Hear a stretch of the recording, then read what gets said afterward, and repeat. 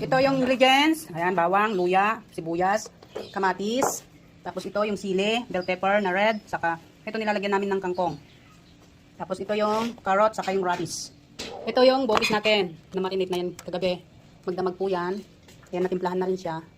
Ayan guys, magigisa na tayo. Lalagyan natin ng chili flakes para pang manghang siya konti.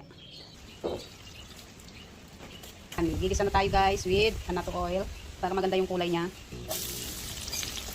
Ayan na. Gigisa tayo ng bawang, luya. Para nilalagyan ng luya para mawala yung lansa.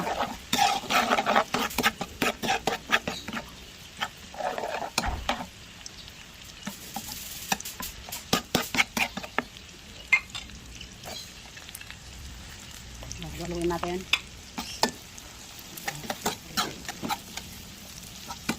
Ganito kami magluto ng bopis. Version ng mga Ilocano. Ayan, bago namin minarinate yung ating bopis ay pinakuluan muna namin yun bago namin hiniwa-hiwa. Ayan, nilagyan natin ng chili flakes. Pantaanghang. Ito na, nilagyan na natin yung kamatis. Ayan, haluin natin. Ating laurel. Ayan, yung ating laurel. Ayan. Marinated na baga ng baboy. Puso ng baboy. Ayan, may puso ng baboy. Saka yung lapay. May atay din yan ng baboy. Ang dami. Yan. 4 na kilo mahigit. Ayan, 4 na kilo yan guys.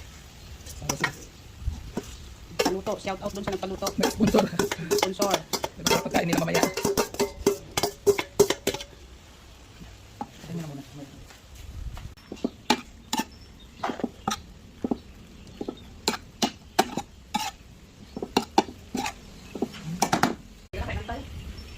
So, takpan natin. Ayan, mga gulay. Mamaya na yung bean, ay ang tawag nito, bell pepper.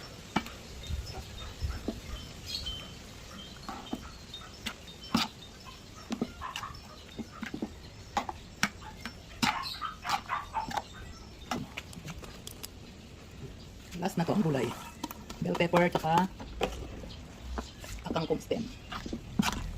Yan, bell pepper, red bell pepper, saka yung kangkong. Tsaka siling yan. Saka yung siling haba na green.